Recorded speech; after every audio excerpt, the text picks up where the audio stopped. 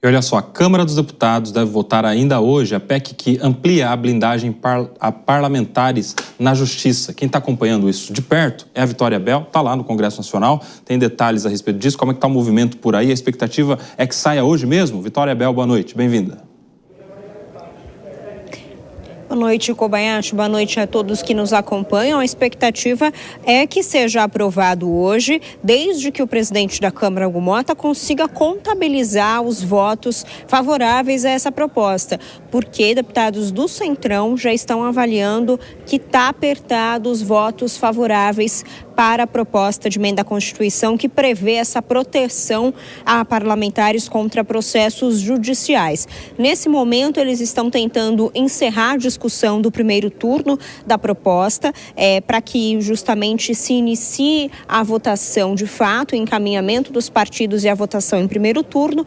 Lembrando que uma PEC precisa de uma votação em 2 turnos. Então, depois de ser aprovada em primeiro turno, é preciso que se passe por um segundo turno de votação, mas que pode acontecer ainda hoje por meio do que eles chamam de quebra de interstício, quando o plenário dá uma autorização para que 2 turnos de uma PEC sejam votados no mesmo dia.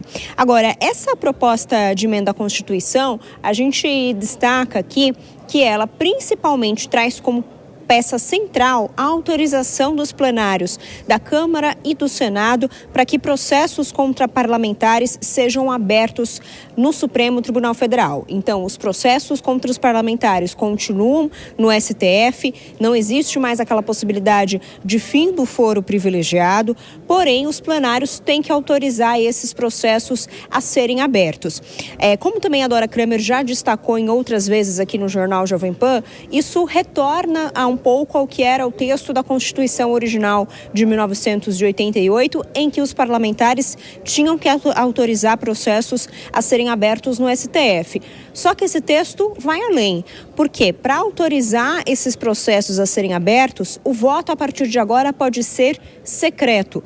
Antes, esses votos na Constituição de 88 não eram secretos, podiam ser votos ali transparentes, nominais.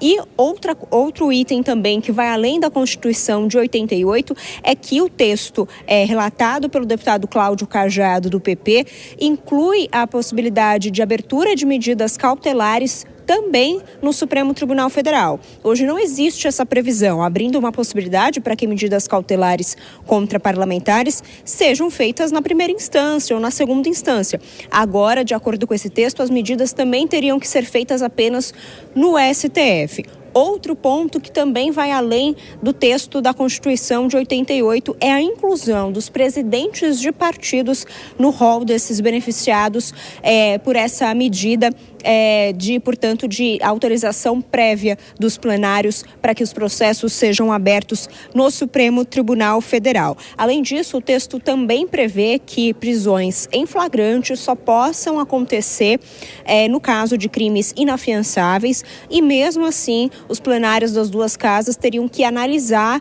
essas prisões em até 24 horas para justamente validar. E caso o plenário negue essa prisão, os deputados poderiam ser soltos e, inclusive, não serem mais acusados do que foram presos em flagrante. O que a gente também destaca é que o PT será contra essa proposta. O líder Lindenberg Farias, do partido, já disse que vai se posicionar, vai encaminhar contra a matéria, mas o governo liberou a bancada para votar como eles acharem que devem. Lembrando que existe uma diferença entre a liderança do PT e a liderança do governo, porque o governo é composto não só pelo PT, mas por outros partidos de centro e por deputados petistas que também são mais alinhados ao centro, não são deputados tão radicais, tão à esquerda. Então, existe sim um diferencial de posicionamento dentro da própria base governista em relação a esse projeto. E o que auxiliares do presidente Lula no Palácio do Planalto já me contaram é que essa posição do PT de ser contra essa PEC da blindagem pode muito provavelmente prejudicar o governo amanhã na votação da urgência do projeto da anistia a presos e condenados por tentativa de golpe de Estado. Por quê? O governo vinha tentando costurar um acordo com o Centrão, dizendo o seguinte: olha só, a gente libera a bancada, não pressiona para que ninguém vote contra a PEC da blindagem, já que vocês, Centrão, querem essa proposta, mas em troca vocês votam com a gente para derrubar essa urgência da anistia contra presos e condenados por tentativa de golpe. Então, estava em andamento essa negociação entre o governo e o Centrão, por isso que o governo liberou a bancada, mas com esse posicionamento do PT ser contrário e fortemente contrário nos discursos aqui no plenário a essa PEC da blindagem, cai por terra esse acordo e o governo já teme perder, inclusive, a votação da urgência da proposta da anistia amanhã, que deve acontecer aqui na Câmara dos Deputados. Em relação a esse assunto, a gente volta com mais detalhes depois aqui na programação. Kobayashi. Perfeito, muito obrigado. Vitória Bel, ao vivo diretamente do Congresso Nacional. Dora Kramer, quero a sua análise sobre isso, porque a Vitória trouxe. Parece que tudo isso está dentro de um acordão, né? Envolve anistia, em troca de blindagem. Como é que você vê? Você acha que o resultado da votação de hoje pode ser um sinal de como será a votação de amanhã?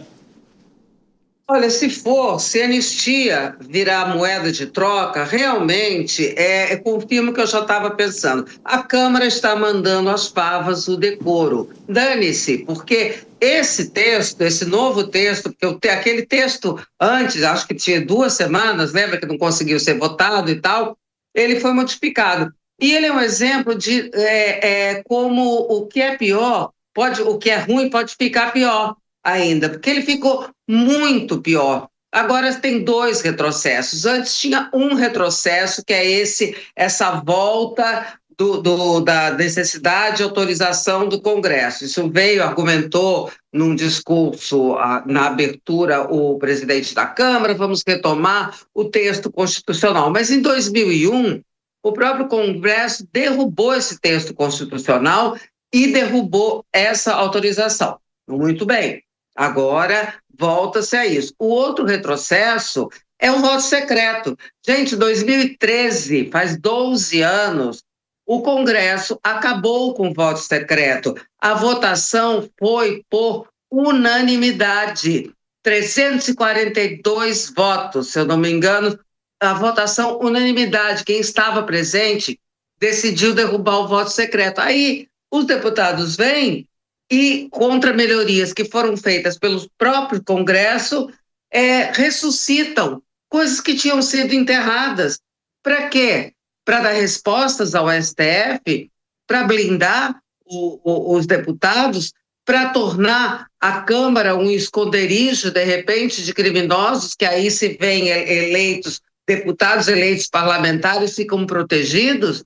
Então, é bom a gente lembrar que quando vigorava a regra da necessidade da obrigatoriedade, nenhuma autorização foi dada para processar, para abrir inquéritos, para fazer investigações contra os parlamentares. Então, o que está fazendo hoje a Câmara é realmente mandar às favas o decoro.